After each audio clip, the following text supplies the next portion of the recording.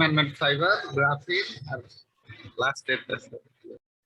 হ্যাঁ, লাস্টেরটা একটু লাস্টেরটা কে বলতে পারবে? Carbon nanotube. হ্যাঁ, right, exactly. Use carbon nanotube as a fibre. হ্যাঁ, গুড। তো তাহলে আর কোনো সমস্যা নেই।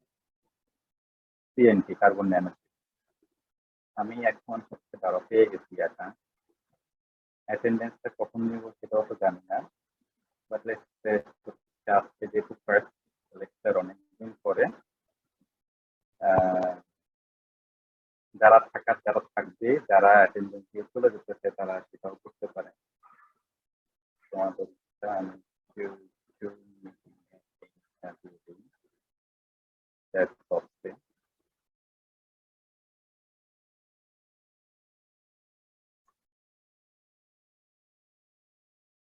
এমন হতে পারে আমি লাস্ট একবার নিতে পারি কি হচ্ছে যে basically how many of you are still দেয়ার।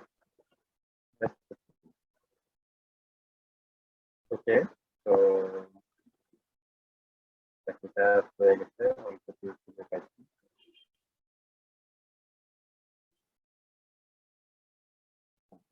হচ্ছে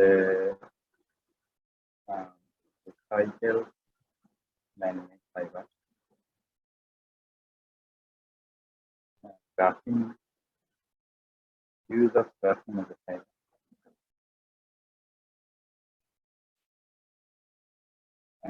And in use of CNG for fiber. যে কোনো একটাতে লিখতে পারো 10 মার্কস। কতদিন চাও তোমরা? কতদিন হলে তোমাদের সুবিধা হবে বলো? কবে দিতে চাও?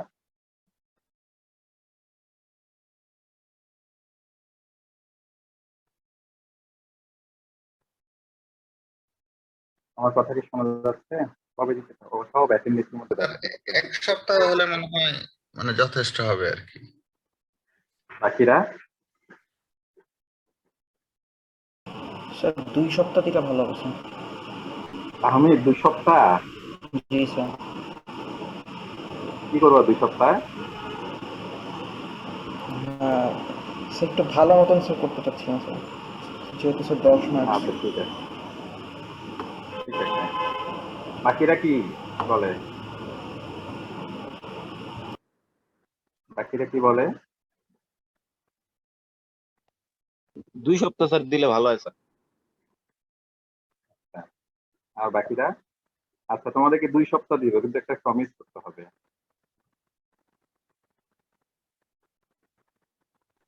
কি স্যার? প্রমিসটা হচ্ছে কোয়ালিটিটা সেরকম হবে। কোয়ালিটি বলতে স্যার মানে কপির দিক দিয়ে যে কেউ কারোর এটা কপি করবে না এই টাইপের, নাকি ইন্ডিভিজুয়াল অনেক মানে? এটা তো একটা বেসিক জিনিস, মনে করো তুমি কারো কাছ থেকে কপি করবা না, অনলাইন থেকে বা বিভিন্ন ইয়াতে কপি করবে না, এটা একদম বেসিক জিনিস। এটা আমরা we went beyond that I think. না কপি স্যার, যে আসলে করবে আমি টপিক গুলা আমার ক্ষেত্রে যেরকম মনে হয় যে গ্রাফিনের টপিকটা মানে অত এক্সটেন্সিভলি হয়তো পাওয়া যাবে না, তখন দেখা যাচ্ছে যে স্যার মানে you would never know, you would never you would never know. তাহলে তুমি অন্যটা চুজ করবে যেটা পাওয়া যাবে। তোমার 10 মিনিটে তোমার স্যার যেটা এমনি ভালো মানে লাগে। কনসেপ্ট মিললে কি সমস্যা আছে? মানে ধরেন লেখা মিললো না, কিন্তু জাস্ট কিছু। কনসেপ্ট মেলাটা একটা জিনিস, কনসেপ্ট তো হচ্ছে যে ধরো মিলতেই পারে, সমস্যা নেই, কিন্তু আচ্ছা আচ্ছা। প্রথম কথা আমি এভাবে বলে দিই, যদি কোনো কিছু আমি কপি পেস্ট পাই, 2টা কপি পেস্ট, এটা জি কিন্তু স্যার। ইংলিশে এই ওয়ার্ডটা কিন্তু তোমরা শিখে রাখো, আমি টাইপ করে দিচ্ছি, প্লেজারিজম। হ্যাঁ, আমি দেখলাম হচ্ছে যে ইন্টারেস্টিংলি আমার বাসায় বলছিলাম, বোধহয় হচ্ছে যে বিএড কিছু কয়েকটা স্টুডেন্ট আছে, তাদেরকে ফার্স্ট ইয়ারে প্লেজারিজম শেখাচ্ছে। আমি নিজেই অবাক হয়ে যাই হচ্ছে যে আমার ফোর্থ ইয়ার স্টুডেন্ট তো প্লেজারিজম শব্দটাই জানে না, কিন্তু ফার্স্ট ইয়ারে প্লেজারিজম শেখাচ্ছে। তো যাই হোক, তো প্লেজারিজমের মানে বেসিক যেটা ফর্ম তোমাদের জন্য যেটা প্রযোজ্য, একটা হচ্ছে যে নিজেদের এক্সপ্রেস থেকে কপি করা, আর একটা হচ্ছে যে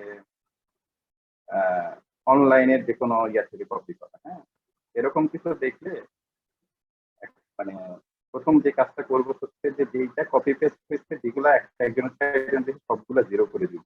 তো ওইটার আমার দেখার দরকার নেই, আমার জন্য ইজি কাজ। জিনিসটা কি বুঝতে পারছো কি হচ্ছে? জি স্যার, বুঝতে পারছি। স্যার আপনি তো কি মনে প্লেজারিজম চেক করবেন কোন অ্যাপস দিয়ে, গ্রামারলি বা এই type? there are lots of ways to say হয়তো ভবিষ্যতে আমরা প্লেজারিজমের জন্য যে টার্নিটিং যেটা হচ্ছে ওয়ার্ল্ড ওয়াইড রিকগনাইজ, তো দেখবেন যে ওয়ার্ল্ডে সব ইউনিভার্সিটি কম বেশি ইউজ করে। বাংলাদেশে শুনলাম হচ্ছে যে প্রায় 26টা ইউনিভার্সিটি ইউজ করে, ইনক্লুডিং খুলনা ইউনিভার্সিটি। তো আমার টার্গেট হচ্ছে যে এই প্লেজারিজম এই সব টার্নিটিং আর কি ইউনিভার্সিটির জন্য কিনা, যাতে তোমরা সব অ্যাসাইনমেন্ট বা এই ইয়ার রিপোর্ট ল্যাব রিপোর্ট গুলো সব ওই সফটওয়্যারের মাধ্যমে পাঠাও, তাহলে আর কোনো কথা বলা লাগবে না। এই মুহূর্তে অন্য উপায় ব্যবহার করতে হবে। এটা আমার কাছে মনে হবে অবশ্যই চেক করবো, এটা নিয়ে কোনো সন্দেহ নেই। ঠিক আছে? তো স্যার অ্যাসাইনমেন্ট আমি গুলো একটা পাওয়ার পয়েন্ট স্লাইডে করবো না স্যার? না ওয়ার্ড ফাইলে, ওয়ার্ডে এটা একটা কি বলে হচ্ছে যে অ্যাসাইনমেন্ট মানে কিন্তু পাওয়ার পয়েন্ট না, মাথায় রেখো। মানে অ্যাসাইনমেন্ট হচ্ছে মানে হচ্ছে তুমি একটা ওয়ার্ড রিপোর্ট রিপোর্ট টাইপের জি স্যার, বুঝতে একটু পারছি। টপিকের উপর, ওই টপিকের উপর। আচ্ছা, আসলে লেসে হচ্ছে যে মানে আমি তো আসলে কপি পেস্টের কথা দিয়ে শুরু হচ্ছে, মানে কপি পেস্টটা তো মানে এটা তো বেসিক রিকোয়ারমেন্ট, তো এটা নিয়ে আসলে কথা বলা উচিত না। তারপরে বলা যেহেতু অভ্যাসের মধ্যে তোমাদের চলে আসছে, হোয়াটাই মানে আমি আসলে কি এক্সপেক্ট করি, তাহলে এক্সপেক্ট করি হচ্ছে তোমরা এই টপিকের উপরে কিছু পড়বা, পড়ে তোমরা নিজের ভাষায় তোমাদের মতো করে দিবে, এটাই এক্সপেক্ট করি। ঠিক আছে? আর হচ্ছে রেফারেন্সিং একটু ইউজ করবা। রেফারেন্সিংটা হচ্ছে একটু দেখে নিও আর কি, দুই ধরনের referencing probably I would expect. I don't know if you would be able to do that or not. Number one, referencing তোমরা হয়তো অনেকেই করছো, না বেশি করো না, সেটা হচ্ছে at the end of the referencing। আরেকটা যেটা অপশন সেটা হচ্ছে যে একটা হচ্ছে যে at the end of the referencing, আরেকটা হচ্ছে যেটাকে বলা হচ্ছে in-text reference। in-text referencingটা খুব ইম্পর্টেন্ট, দিতে পারলে দেওয়া উচিত, না দিতে পারলে তো কিছু করার নাই। তোমরা একটা ইন্টেলিজেন্ট ছেলে পেলে কি বলে হচ্ছে যে একটু এখন আলটিমেটলি এটা করার জন্য তোমাদের কিছু এই পেপার টেপারও আর্টিকেল টার্টিকেল করতে দিতে পারে। তো ওখানেই তোমরা দেখবা যে হচ্ছে রেফারেন্সিংটা টেক্সটের ভিতরেও আছে, আবার হচ্ছে বাইরেও আছে। সুবিধাটা হচ্ছে যে মানে আই কুড ডাবল টেক্সটে দাও, আই কুড ডাবল টেক্সটে আসলে এই ইনফরমেশনটা বা এই কথাগুলো বলতে কিনা, সেটাও সাধারণত হয় হচ্ছে যে আমি তো 100 সবকিছু চেক করবো না, মানে কোথাও যদি আমার কনফিউশন তৈরি করতে যে তখন আমি এই জিনিসটা দেখবো আর কি। ঠিক আছে? আমাকে একটু মানে যে ভয় পাচ্ছ সে একটু কথা বলো, স্যার বেশি কঠিন হয়ে যাচ্ছে, এরকম কেউ বলো।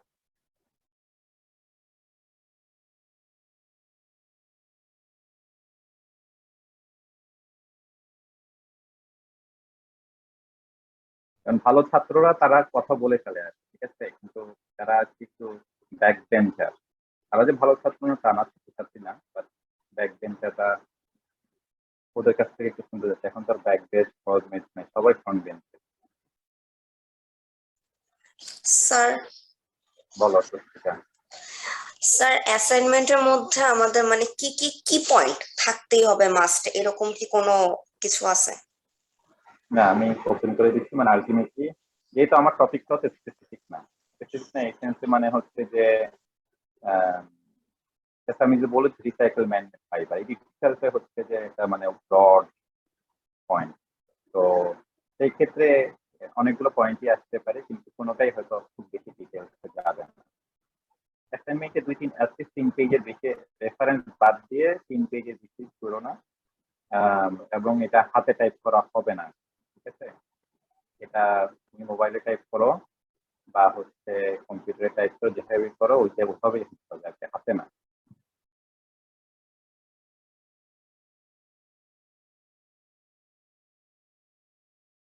আর কেউ যদি বলো যে স্যার মোবাইলে টাইপ করা সম্ভব না, তাহলে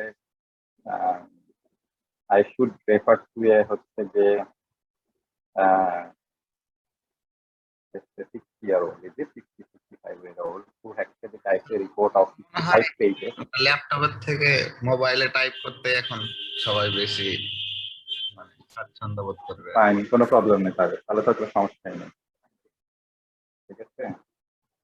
বাট হাতে লেখা না, এইদিকে বলো যে কম্পিউটার টাইপ, মানে ওয়ার্ড করতে চাই। স্যার মোবাইলের ঠিক আছে। অ্যাপ গুলাতে করলে অনেক সময় ওই পেজ সাইজ আর ফন্ট সাইজটা ঠিক মতো মানে দেখে দিতে হয়, না হলে আবার ওই ল্যাপটপে নিলে তখন উল্টাপাল্টা হয়ে যায় লাইন গুলা। আচ্ছা, ওইটা আর তো কি খেয়াল রাখলে তো হয়। কারো যদি টেকনিক্যাল সমস্যা হয় কার কাছে যাবা?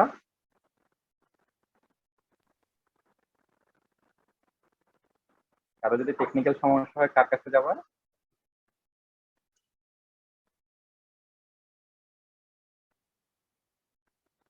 ওই বলো। সচলের কাছে।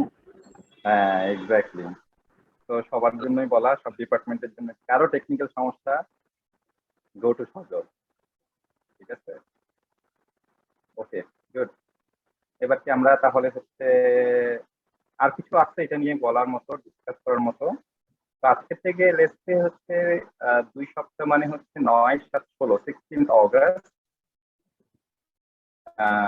11:59, is it alright? G sir. ঠিক আছে, ওকে। স্যার এটা কত ওয়ার্ডের হবে স্যার, মানে কেমন কোয়ান্টিটিটা স্যার কেমন?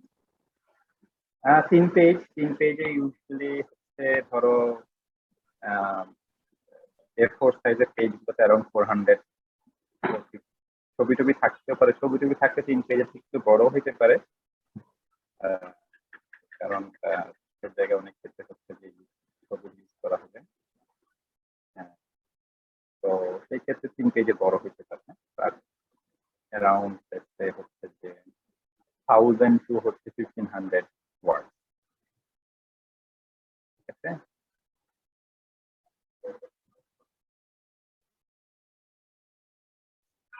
ওকে নিজে লিখলে এই 1000 টু 1500 ওয়ার্ড লিখতে অনেক সময় লাগবে, কপি পেস্ট করলে মাথার এক দায়িত্ব সবসময়, যে রিপোর্ট যত মোটা, তোমাদেরকে তো আসলে কি বলে হচ্ছে যে এই জিনিসগুলো এখন বলে দিই আর কি, যে রিপোর্ট যত মোটা বোঝা যাবে সেই রিপোর্ট তত কপি পেস্ট।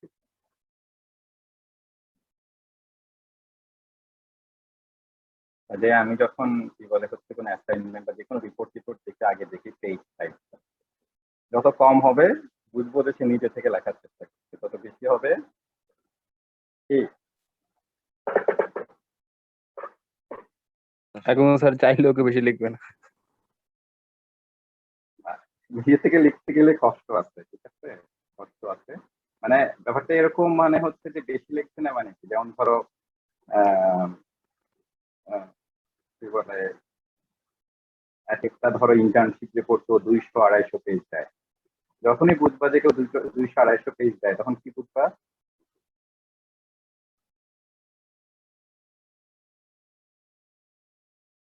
হাবি জাবি অনেক কথা লিখছে, অন্য জায়গা থেকে নিয়ে আসছে, যখনই তাকে বলবা যে 60 পেজে নিয়ে আসো তখনই বুঝবা। আচ্ছা নিও, আমরা ওইদিকে না যাই, তোমাদের অংশে থাকি। আমি এখন ক্লাস শুরু করি।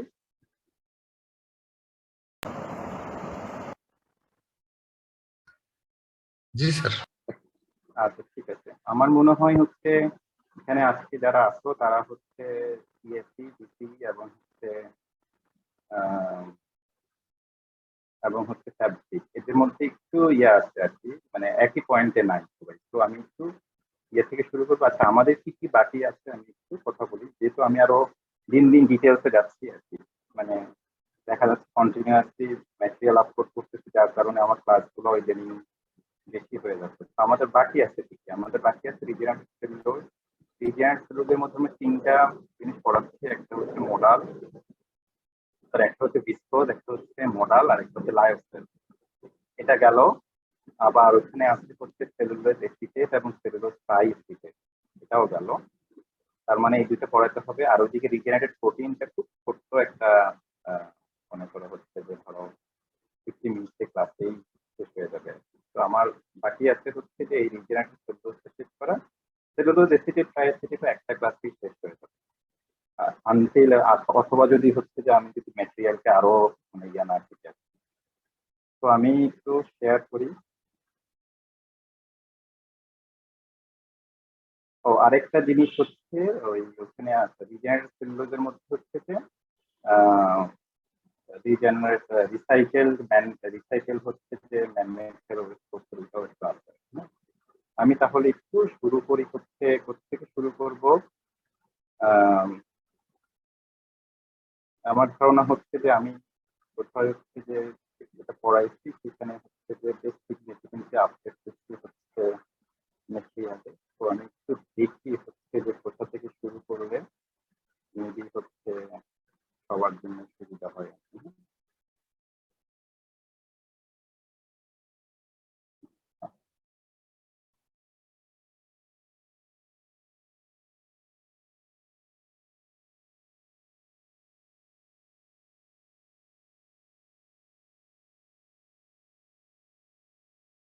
তোমরা কি স্ক্রিন তো শেয়ার করছি, সরি।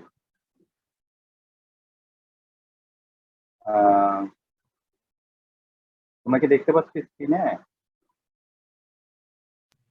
জি স্যার, দেখা যাচ্ছে ক্লিয়ার।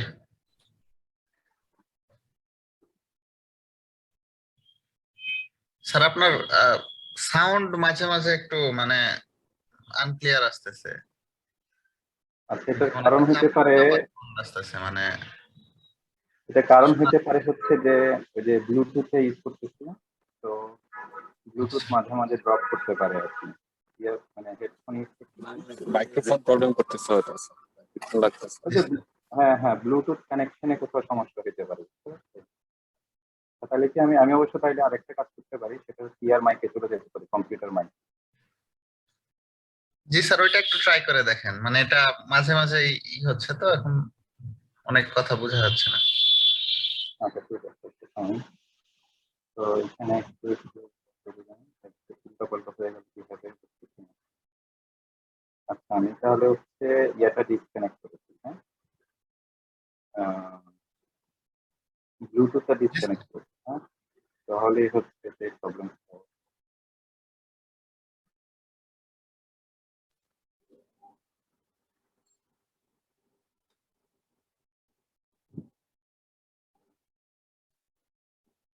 তো ব্লুটুথ এখন কি তোমার ঠিক মতো শুনতে পাচ্ছ? ব্লুটুথ ডিসকানেক্ট করেছি।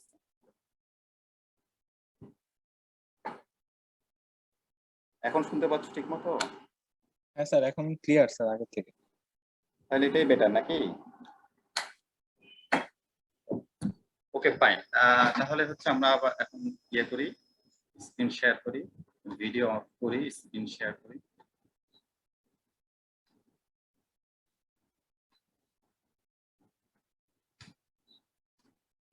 আচ্ছা, আমি যদি এখান থেকে শুরু করি, আমার দ্রুত যাব কিছু কিছু ক্ষেত্রে, বাট কি বলে তাহলে যেটা হবে আর কি, আমার ধারণা হচ্ছে সবাই একই পেজে চলে যাবে। যেখানে তিনজনই বলবো যে স্যার আমরা এই জিনিসটা হয়ে গেছে, সেখান থেকে আমি সরে যাবো খুব দ্রুতই। হ্যাঁ, আচ্ছা।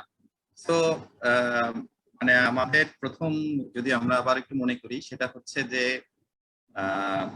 পুরো ওই ম্যানমেড টেক্সটাইল ফাইবার ইতিহাসটাই হচ্ছে সিল্ক তৈরির ইতিহাস। এবং তোমাদের যদি মনে থাকে, আমরা নাইলন বলছিলাম হচ্ছে ফার্স্ট সিনথেটিক ফাইবার, কিন্তু নাইলনের আগেও যে কাজটা করার চেষ্টা করা হয়েছিল সেটা হচ্ছে যে ন্যাচারাল ফাইবার যেটা অ্যাভেলেবল ছিল, ন্যাচারাল ফাইবারকে হচ্ছে কোনোভাবে মডিফাই করে হচ্ছে সিল্ক লাইক প্রপার্টিজ আনা যায় কিনা।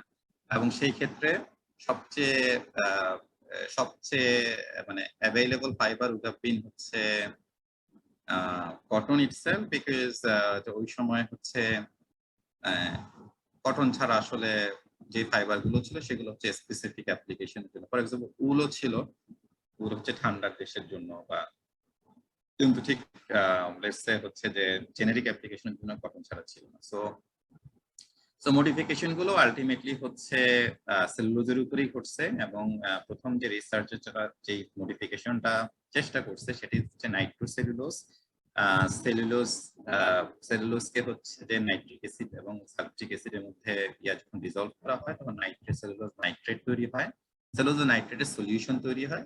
ফ্রম দেয়ার কি বলে হচ্ছে যে সেটাকে যদি ইথার এবং অ্যালকোহলে, সেলুলোজ নাইট্রেটকে যদি ইথার এবং অ্যালকোহলে ডিজলভ করা হয় সেটা একটা ডোপ।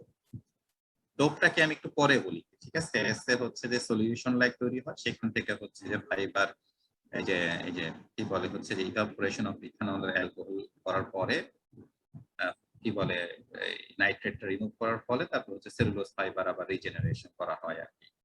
সো এই হচ্ছে সেলুলোজ নাইট্রেটের ইতিহাস। বাট দ্য প্রবলেম হচ্ছে যে সেলুলোজ নাইট্রেটের ক্ষেত্রে হচ্ছে নাইট্রোসেলুলোজ ইটসেলফ হচ্ছে গান পাউডার টাইপ জিনিস, এটা হচ্ছে এক্সপ্লোসিভ, প্লাস হচ্ছে প্রসেসটা যেহেতু সালফিউরিক অ্যাসিড এবং নাইট্রিক অ্যাসিড এবং সালফিউরিক অ্যাসিড ইউজ করা হয়, বোথ আর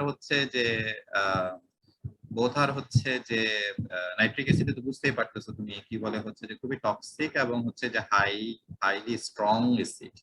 সো প্রসেসিং এও that is the problem. So around কি বলে হচ্ছে যে দেখো এই এটা যদি দেখো 1845 এ আর কি হচ্ছে সেলুলোজ নাইট্রেট যে ডিজলভ করে সেটা শোবেন আবিষ্কার করেন। তারপরে হচ্ছে যে ফার্স্ট ফাইবারটা হচ্ছে ল্যাবরেটরিতে তৈরি হয় 1855 এ, কিন্তু কমার্শিয়াল ফাইবারটা তৈরি হয়েছে 1883 তে।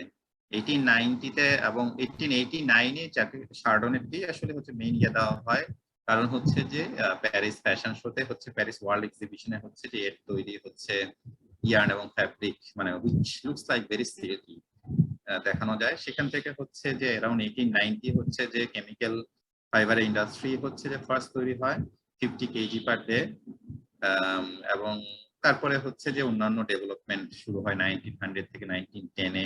আমার ধারণা এবং হচ্ছে যে আলটিমেটলি সেলুলোজ নাইট্রেট প্রসেসটা হচ্ছে যে অ্যারাউন্ড 1900 এর দিকেই হচ্ছে দেখা যায় যে অন্যান্য, কারণ 1890s 95 এ ওই যে ভিসকোজ কিউপ্রা এই ধরনের প্রসেস গুলো চলে আসে। যখন অন্য ধরনের প্রসেস চলে আসে which have a similar property, নাইট্রেটের প্রবলেমের কারণে সেলুলোজ নাইট্রেটের প্রসেসিং প্রবলেম এবং হচ্ছে যে এক্সপ্লোসিভের কারণে হচ্ছে যে এটা বন্ধ হয়ে যায়। আমি জানি এই স্লাইডটাকে সবাই দেখছো, তিনটা গ্রুপে দেখছো? আমি তাহলে দ্রুত চলে যাব, বলো। জি স্যার আমাদের পড়ানো হয়েছিল। হ্যাঁ, ডিসি জানে, তারপর ইএসসি স্যার ইএসসি জানে। ডিসি ফ্যাব্রিক বলো, ডিসি আগেই আছে। ফ্যাব্রিকের সিআরটা কই আছে?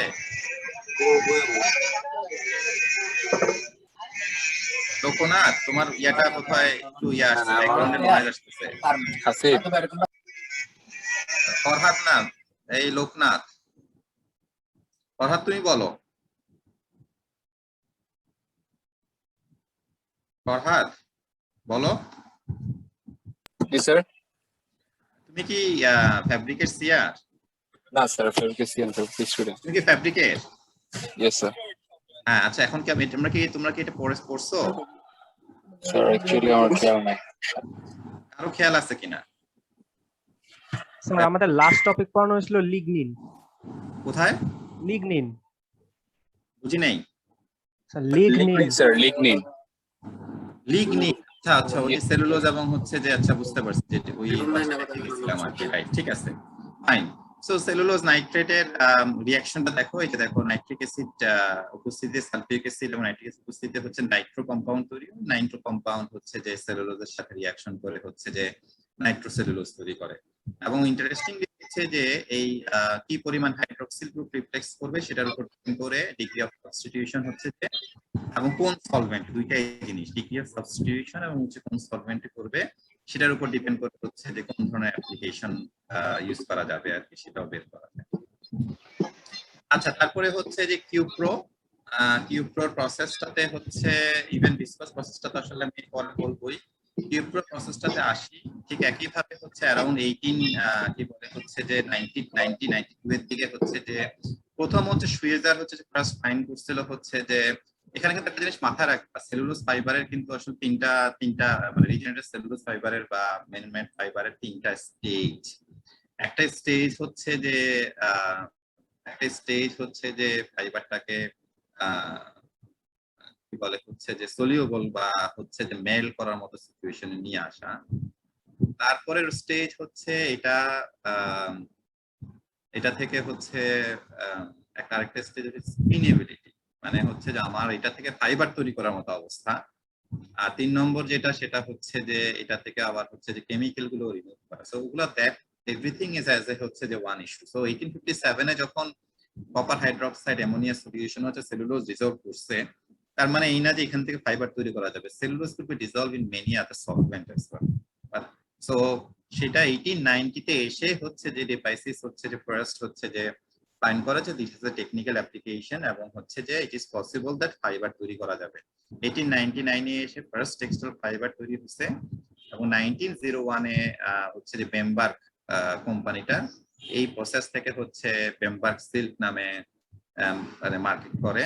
তারপর এখান থেকে 1931 এ মানে বিভিন্ন জায়গায় ছড়ায়। 1930 হচ্ছে জাপানে অপারেশন শুরু হয় এবং অ্যারাউন্ড 1980 প্রায় 80 বছর পরে বেমবার্গ সিল্ক আর কি হচ্ছে যে স্টপ হয়ে যায়। ইট ইজ বিকজ হচ্ছে যে বিকল্প এখন অনেক ফাইবার হয়ে গেছে। ঠিক আছে, ওকে। ভিসকোস প্রসেস আমি এটা তো ডিটেইলসে কথা বলবো, জাস্ট সিম্পলি হচ্ছে হিস্ট্রিটা নিয়ে আসি। হিস্ট্রিটাতে কি দাঁড়াচ্ছে যে 1885 এ হচ্ছে যে ফার্স্ট হচ্ছে যে অ্যালকালি সেলুলোজ তৈরি করা সম্ভব। অ্যালকালি সেলুলোজটা কি সেটা একটু পরে দেখবো। তারপরে হচ্ছে 1892 তে হচ্ছে যে ক্রস, বেভান এবং হচ্ছে বিটেল হচ্ছে যে ফার্স্ট হচ্ছে যে এই কি বলে হচ্ছে যে প্রুফ করে হচ্ছে যে ফাইবার তৈরি করা সম্ভব। এবং 1899 এ হচ্ছে যে ভিসকোজ মানে যেহেতু ফাইবার তৈরি করা সম্ভব, which is a better option then হচ্ছে কিউপ্রো এন্ড হচ্ছে আর্লিয়ার হচ্ছে সেলুলোজ নাইট্রেট। সো সেখান থেকে হচ্ছে যে ফাইবার তৈরি করার জন্য কমার্শিয়ালি হচ্ছে ভিসকোস স্পিনিং সিন্ডিকেট, মানে ওইটা তখন হচ্ছে যে কিভাবে এটাকে কমার্শিয়ালাইজ করার জন্য পরবর্তীতে হচ্ছে ক্রস এন্ড স্টিম স্টার্ন হচ্ছে যে বা হচ্ছে যে ইনফ্যাক্ট টপহ্যাম কোম্পানি হচ্ছে যে ডেভেলপ হচ্ছে এ প্লাটিনাম স্পিনারেট। ঠিক আছে, যে ফার্স্ট প্লাটিনাম স্পিনারেট, যে প্লাটিনাম স্পিনারেট দিয়ে হচ্ছে যে ফাইবারটা তৈরি করা যাবে। তারপর 1905 এ হচ্ছে যে কি বলে হচ্ছে যে পোর্টল্যান্ড হচ্ছে যে কোম্পানিটা হচ্ছে পেটেন্টটা যে বিডেলের বেভানের যে পেটেন্টটা সেই পেটেন্টটা পারচেজ করে এবং হচ্ছে কভেন্ট্রি ইউকে তে হচ্ছে প্রোডাকশন তৈরি করে। তারপর 1905 থেকে হচ্ছে যে আলটিমেটলি ডেভেলপ করানো হয় ডিফারেন্ট সলভেন্ট, যেমন লিলি এনফিল্ড 64% H2SO4। 1943 তে হচ্ছে যে ওইটারই মডিফিকেশন হয়ে পলিনোজিক ফাইবার। 1950 তে হচ্ছে যে টায়ার ইয়ার্ন বিভিন্ন মডিফায়ার ইউজ করে, কেমিক্যাল মডিফায়ার ইউজ করার পরে 1955 এ হচ্ছে যে 1955 থেকে 1965 এ হচ্ছে হাই ওয়েট মডুলাস মানে হচ্ছে হাই স্ট্রেংথ ফাইবার তৈরি করা হয় ইউজিং হচ্ছে মডিফায়ার এবং জিঙ্ক অ্যাজ এ ক্যাটালিস্ট। তারপর সেখান থেকে হচ্ছে যে 1965 এ হচ্ছে যে তার মানে হচ্ছে প্রসেস অপটিমাইজেশনটাই মাত্র ফোকাস হয়ে যায় রেগুলার ভিসকোজ এবং মোডাল ফাইবার। মোডাল ফাইবারটা হচ্ছে বেসিক্যালি হাই স্ট্রেংথ ফাইবার। সেখান থেকে হচ্ছে যে অ্যারাউন্ড হচ্ছে স্পিনেবিলিটি কি বলে হচ্ছে বিভিন্ন ধরনের স্পেশালিটি ফাইবারও তৈরি করার সুযোগ শুরু হয় মাঝখানে। 1985 এ হচ্ছে ডিফারেন্ট এনভায়রনমেন্টাল ইমপ্যাক্ট কিভাবে তৈরি করা যায়। আর অ্যারাউন্ড হচ্ছে ধরো লাস্ট কি বলে লাস্ট 20 ইয়ার্স হচ্ছে কিভাবে হচ্ছে যে পাল্পটাকে ডিসলভ করা যায়। ঠিক আছে, তুমি একটা জিনিস খেয়াল করে দেখো যে ছবিগুলো ক্লিয়ার মোবাইলে জানে, কিন্তু তোমরা খেয়াল করে দেখো হচ্ছে যে এই স্পেশালি হচ্ছে যে এই যে পিঙ্ক কালারের যে ড্রেসটা, এটা খুব সিল্কি লাগতেছে না? হ্যাঁ হ্যাঁ, সো দ্যাট মিনস হচ্ছে যে ওই যে যখন অ্যারাউন্ড 1895 96 এ যখন হচ্ছে যে ওই এই জিনিসটা আসে তখন 1892 তে মেইনলি পেটেন্টটা করে, বাট তারপরে কমার্শিয়াল যখন আসে তখন হচ্ছে যে আলটিমেটলি মানে they have got a kind of কি বলে হচ্ছে যে অল্টারনেটিভ টু হচ্ছে সিল্ক। লাইফসেল প্রসেস হচ্ছে আচ্ছা লাইফসেল প্রসেস এটা আমি পরে আবার নিয়ে আসবো। আচ্ছা, স্পিনিং প্রসেসটার মধ্যে কি কি ধরনের স্পিনিং প্রসেস আছে? So wet spinning, dry jet wet আর হচ্ছে air gap spinning, dry spinning. ঠিক আছে, ওয়েট এই স্পিনিং গুলো আমি ধারণা হচ্ছে যে তোমরা এই দ্বীপের ক্লাসে পড়ছো তাই না? Different type of spinning. জি স্যার। আচ্ছা ঠিক আছে, অনেকদিন আগে পড়ছো, মনে না থাকারই কথা, পড়াশোনা মনে থাকবে না। পাবজি মনে থাকবে এটা 100%, তো সমস্যা নেই, পড়াশোনা মনে থাকে। স্পিকার ভালো না। হ্যাঁ, আর স্পিকার ভালো না নাকি পাবজি গেম খেলা ভালো না, কোনটা কোনটা? আচ্ছা, সো এখানে হচ্ছে যে ওয়েট স্পিনিং এর মেথডে হচ্ছে কি ধরনের, 3 ধরনের স্পিনিং থাকে, সলভেন্ট থাকে, এন্টি সলভেন্ট থাকে, পলিমার থাকে। এই যে সিভি কিপো এগুলো কিন্তু হচ্ছে রিজেনারেটেড ফাইবারকে খুব সহজভাবে ইয়ে করা হয়। যেমন ধরো সিভি হচ্ছে আসলে ভিসকোস, সিভি হচ্ছে সেলুলোজ ভিসকোস কিভাবে ধরো, সিএমডি হচ্ছে মোডাল ফাইবার, সিওপি হচ্ছে কিপ্রো, আর এখানে যে সি এলওয়াই আছে যে লায়োসেল, আর হচ্ছে এখানে হচ্ছে ডাই স্পিনিং এর মাধ্যমে যেটা তৈরি করা হয় সেলুলোজ এসিটেট এবং হচ্ছে সেলুলোজ ট্রাই এসিটেট। সো কখনো যদি সিভি, সিএমডি, সিওপি ইনফ্যাক্ট তোমরা দেখবাও হয়তো সামনে ইয়াতে, তখন যেন ইয়া হয়। আমরা কি বলে হচ্ছে, তো এখানে ওয়েট স্পিনিং এর মাধ্যমে কি কি ধরনের ফাইবার তৈরি করা হয়? একটা হচ্ছে ভিসকোস, যেটা হচ্ছে তোমার সিভি, তারপর হচ্ছে কিউপ্রো, তারপর হচ্ছে কার্বামেট। এগুলো একটু নাম, মানে এই নামগুলো দেওয়ার অর্থ কারণটা হচ্ছে যাতে হচ্ছে যে এগুলো যখন ভবিষ্যতে যখন শুনবা তখন যেন মনে হয় না যে একদম আকাশ থেকে পড়ছে যে হোয়াট ইজ দিস। কার্বামেট, তারপরে হচ্ছে বায়োসেল সল। দেখো, এবং এটার সাথে কিন্তু যে এই ডায়াগ্রামটা কি ডায়াগ্রাম বলতে পারবা? ইসে থেকে বের হয়েছে কোন মেশিন, কোন মেশিন থেকে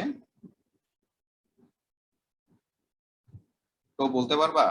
এই যে এই ডায়াগ্রাম গুলা ক্রস সেকশন। অবশ্যই ক্রস সেকশন অফ হচ্ছে যে ফাইবার কোন মেশিন থেকে বের হয়েছে? স্পিনারেট। সরি, স্পিনারেট। না না, কোন মেশিন থেকে এই ছবিটা পাওয়া গেছে? ওটা তো ফাইবার, স্পিনার থেকে এই পিকচারটা কোথা থেকে পাওয়া গেছে, কোন মেশিন থেকে? স্যার আমরা কয়েকটা মেশিনের নাম পড়ছিলাম, ভুলে গেছি sir. Electron microscope. Sir microscope থেকে। মাইক্রোস্কোপ থেকেও মানে মানে জিনিসটা হচ্ছে এরকম আছে, হচ্ছে যে অর্ধেক অর্ধেক আসতেছে, ঠিক হয়েছে, কিন্তু পুরোটা হচ্ছে না আর কি। স্যার ওই যে মেশিনগুলোর নাম পড়ছিলাম স্যার, এইচবিআই, তারপর ওই টাইপের মেশিনগুলো মানে। হ্যাঁ, কিন্তু জানতে হবে তো এই ছবিগুলো তো এখন মানে মানে ন্যাচারাল টেক্সচার ফাইবারে যে তোমরা যে কিডনি শেপ বলতেছো, কিডনি শেপ এই যে স্ট্রাকচারটা আমি কোথায় দেখছি, কিভাবে দেখছি, কোথা থেকে আসছে ছবি, এই কোশ্চেনটা তো করতে হবে। এটা তো ইলেকট্রন মাইক্রোস্কোপ। আরেকটু আরেকটু ক্লিয়ার হতে হবে। স্ক্যানিং ইলেকট্রন এই মাইক্রোস্কোপ। তো গুড, স্ক্যানিং ইলেকট্রন মাইক্রোস্কোপ, ঠিক আছে। স্ক্যানিং ইলেকট্রন মাইক্রোস্কোপের মাধ্যমে এই ছবিগুলো আসছে, ক্রস সেকশনাল ছবি। আর একটা আসে হচ্ছে ধরো এটা তোমার ক্রস সেকশন করছে, এটা লংগিটিউডাল করা যায়। আর অনেক ক্ষেত্রে হচ্ছে যে টিএম থাকে, টার্মিনাল ইলেকট্রিক্যাল মাইক্রোস্কোপ। সো এই হচ্ছে situation. Scanning electron microscope let's say হচ্ছে যে মাইক্রোস্কোপের কি বলে হচ্ছে যে মাইক্রোভার্সন।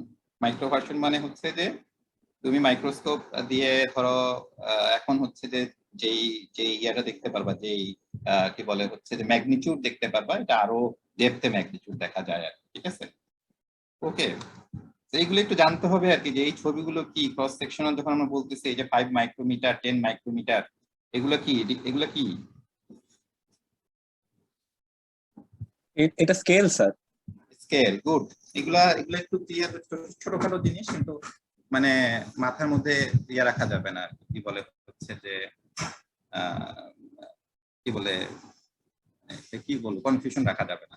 আচ্ছা, তারপরে হচ্ছে যে থায়ো ইউরিয়া ফাইবার দিয়েও তৈরি করা যায়, ল্যাবে তৈরি করছে হচ্ছে, এবং হচ্ছে যে বিভিন্ন ধরনের সলভেন্ট ইউজ করে হচ্ছে বিভিন্ন ধরনের ফাইবার তৈরি করা, wet spinning. Dry wet spinning যেটা, সেটা হচ্ছে লায়োসেল, তারপরে হচ্ছে বোসেল, ডিফারেন্ট সলিউশনে। বোসেল হচ্ছে আসলে হচ্ছে ফসফরিক অ্যাসিড এবং হচ্ছে ফসফরাস পেন্টাঅক্সাইড। ডুপন্ট হচ্ছে যে ডিজলভ করছে হচ্ছে যে বিভিন্ন সলিউশনে, সেখান থেকে বের হয়েছে মিশেলিন। সো আলটিমেটলি হচ্ছে মানে this is a kind of play ground to find out হচ্ছে যে কোনো কমার্শিয়াল ফাইবার যেটা হয়তো কি বলে হচ্ছে মানে লেটস সে হচ্ছে যে mass fibre or could have a very specific application. Dry spinning mainly হচ্ছে যে সেলুলোজ এসিটেট এবং সেলুলোজ ট্রাইএসিটেট। এবং একটা জিনিস খেয়াল করে দেখো, এখানে হচ্ছে এই যে এই যে স্পিনারটা দেখছো, যে স্পিনার থেকে একসাথে কতগুলো ফাইবার বের হচ্ছে, খেয়াল করছো? হ্যালো, জি স্যার। ঠিক আছে। এবং অ্যারাউন্ড 1955 এ হচ্ছে যে ফর্টিসাইন ফাইবারটা আসলে বের হয়। সো এবং still they have some user, এগুলো নিয়ে সেলুলোসিস নিয়ে সামনে আবার বলবো, ঠিক আছে? তো এই যে দেখো হচ্ছে যে স্পিনার থেকে যে ফাইবার গুলো বের হয়েছে, এটা ক্রস সেকশনটা যদি দেখা যায়, এখানে দেখো প্রচুর নাম্বার অফ ফাইবার আর কি। আমি এখানে একটু পেন নিয়ে নিই, প্রচুর নাম্বার অফ ফাইবার। মাউসটাও লাগাই।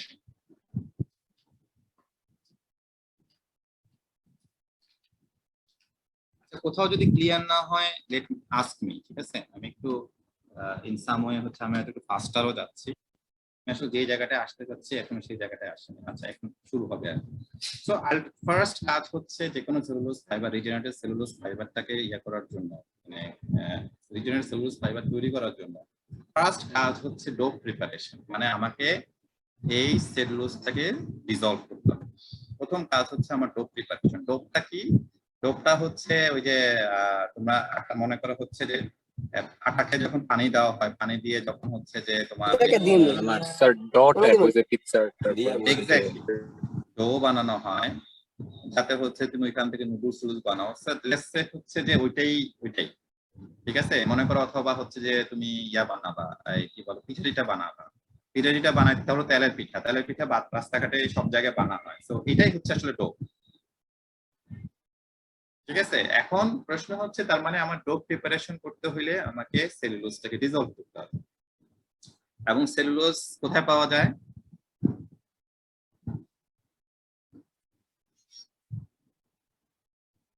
হ্যালো, সেলুলোজ কোথায় পাওয়া যায়? Sir plant material,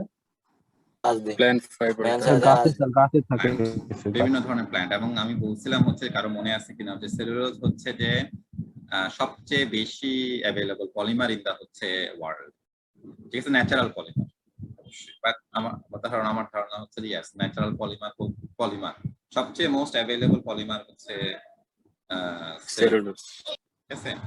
so ultimately cellulose যে কোনো প্ল্যান্টে তো অবশ্যই থাকে। এখন আমাকে সেলুলোজ ডিসলভ করাতে হবে, লাগবে, ঠিক আছে? কারণ সেলুলোজ ডিসলভ না করে করতে, মানে সেলুলোজ ডিসলভ করতে হবে। তো প্রথম কথাটা হচ্ছে যে আমি যদি ডিসলভ না করি, ওইটা থেকে আমি রিজেনারেশন করতে পারবো না। রিজেনারেশন মানে হচ্ছে যে আমি আবার সেলুলোজ ফর্মে আনতে চাই, এটা হচ্ছে একটা। সেকেন্ড হচ্ছে যে দুইটা, কারণ অ্যাপ্লিকেশনটা হচ্ছে একটা হচ্ছে ফাইবার ফর্মে, একটা হচ্ছে ফিল্ম ফর্মে। ফাইবার ফর্মে যখন হয় হচ্ছে সেলুলোজ 2 ফর্মে নিয়ে আসতে হবে। সেলুলোজ 2 ফর্মটা হচ্ছে আমার যদি মনে থাকে, সেলুলোজ 1, 2, 3, 4টা আমরা ডিসকাস করি নাই। তো সেলুলোজ 2টা হচ্ছে সুইটেবল ফর টেক্সটাইল, এটা একটা জিনিস। সেকেন্ড হচ্ছে যে আমার সেলুলোজটাকে হচ্ছে যে মডিফাই যদি আমি করতে চাই, তাহলে হচ্ছে it should be suppose two be coming from হচ্ছে হোমোজিনিয়াস এনভায়রনমেন্ট। হোমোজিনিয়াস এনভায়রনমেন্টটা কি? যেহেতু সলভেন্ট, আমি যখন ডিসলভ করতে যাব সলভেন্ট ইউজ করব, সেই সলভেন্ট ক্যানট পেনিট্রেট হচ্ছে ইনসাইড ক্রিস্টালাইন সেলুলোজ। সো তার মানে দাঁড়াচ্ছে হচ্ছে যে আমাকে হচ্ছে যে এমন সলভেন্ট ইউজ করতে হবে যেটা হচ্ছে যে হোমোজিনিয়াস এনভায়রনমেন্ট তৈরি করতে পারে। কারণ হোমোজিনিয়াস ডোপ যদি তৈরি না করে হোমোজিনিয়াস, তাহলে কি হবে হচ্ছে যে আমার ফাইবার যেগুলো বের হবে, ফিলামেন্ট যেগুলো বের হবে, দ্যাট কুড বি হচ্ছে যে ডিফারেন্ট ডায়ামিটার অথবা আদার ডিফারেন্ট ইস্যুস। আরেকটা কারণ হচ্ছে যে টু ডিগ্রেড সেলুলোজ মোর এফিশিয়েন্টলি। হ্যাঁ, সো আমাকে যদি আমি সেলুলোজটাকে ডিগ্রেড, মানে এফিশিয়েন্টলি ডিগ্রেড করতে চাই, আমার homogeneous environment is much more appropriate compare to হচ্ছে যে হেটারোজেনিয়াস। হেটারোজেনিয়াস মানে হচ্ছে যে কোনো জায়গায় এক এক জায়গায় এক রকম different. So the solution, Sir, why is cellulose 2 is suitable for textile? বুঝছি নাই। Why cellulose 2 is suitable for textiles?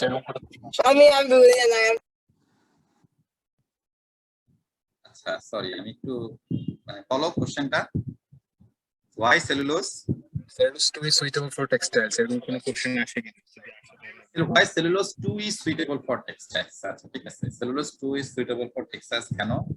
ওই যে ইয়াতে মানে আগে ক্লাসে মনে হয় বলছিলাম সেলুলোজ 1 কি, সেলুলোজ 2 কি, সেলুলোজ 3 কি, এবং সেলুলোজ 2 এর ক্ষেত্রে কি হয় মনে আছে কারো? যদি মনে না থাকে এখানে আসবে, হ্যাঁ এখানে আসবে। আচ্ছা, তো সেলুলোজ আমাকে যে সেলুলোজ ডিসলভ করতে হবে সেই ডিসলভ করার চ্যালেঞ্জ গুলো কি?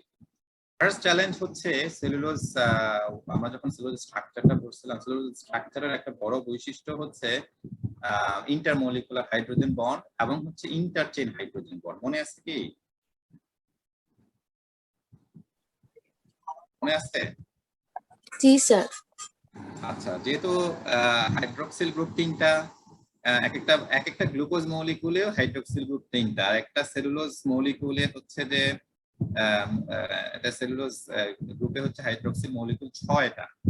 তার মানে দাঁড়াচ্ছে এটা যখন হচ্ছে চেইন আকারে আসে, তার মানে বুঝতে পারতেছে যে নাম্বার অফ হাইড্রোজেন গ্রুপ হচ্ছে যে hydrogen bonding hydroxyl group higher means হচ্ছে hydrogen bond is also higher, এবং that makes a very crystalline cellulose, এবং that is a very exceptionally strong fibre.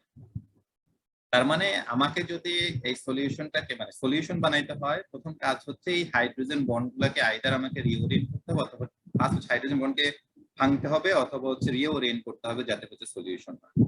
So কি বলে হচ্ছে যে আমি এখানে যদি তুমি খেয়াল করে দেখো এই যে সেলুলোজ চেইনটা, এবং এখানে হচ্ছে যে ডিফারেন্ট ক্রিস্টাল সাইজও আছে, এইগুলোকে যখন আসলে ইয়ে করতে হয়, উপায় হচ্ছে দুইটা। একটা উপায় হচ্ছে ধরো ডিগ্রেডেশন, মনে করো হচ্ছে এখানে একটা চেইন আছে, এখানে একটা চেইন আছে, এখানে তো মাউস আছে, এখানে একটা চেইন আছে। এই চেইন গুলো যদি ব্রেক করা যায় হাইড্রোজেন বন্ডের, তাহলে যেটা হবে আর কি হচ্ছে যে কি বলে হচ্ছে চেইন যদি হাইড্রোজেন মলিকুলগুলো ব্রেক করা যায়, তাতে যেটা হবে আর কি হচ্ছে যে সেলুলোজ স্ট্রাকচার ঠিক থাকবে, বাট একই সাথে হচ্ছে তোমার এটা সলিউশনও ডোপ সলিউশনও আসবে আর কি।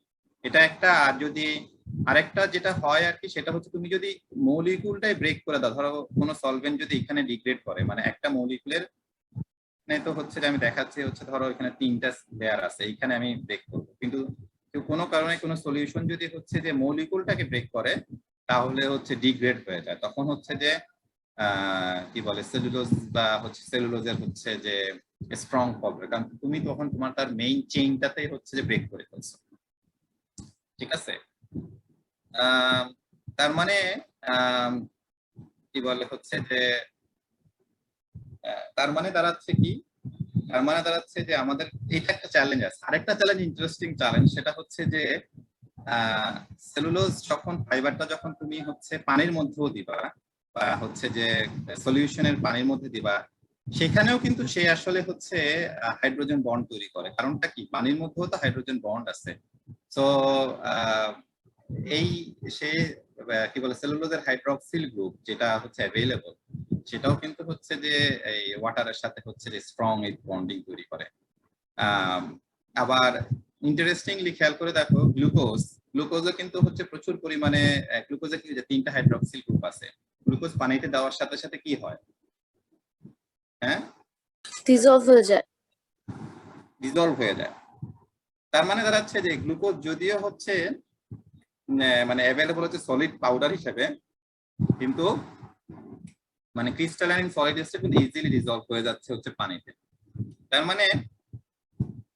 মানে এখানে ক্রিস্টালাইনিটি যে আসলে সলিউবিলিটির জন্য সমস্যা, এটাও ডিরেক্টলি বলা যাবে না, বাট একই সাথে হচ্ছে হাইড্রোজেন বন্ড পানির সাথে হাইড্রোজেন বন্ড তৈরি করলে সেটা সহজে ডিসলভ হয়ে যেতে পারে। কিন্তু সেলুলোজের ক্ষেত্রে ব্যাপারটা আসলে এরকম না। সেলুলোজের ক্ষেত্রে হাইড্রোজেন বন্ডিং 3 ভাবে আসে। একটা হচ্ছে নিজের মধ্যে, নিজের চেইনের মধ্যে, দ্বিতীয় হচ্ছে ইন্টারচেইনের মধ্যে, থার্ড হচ্ছে পানির সাথে যখন তখন সলিউবল করতে যাবে।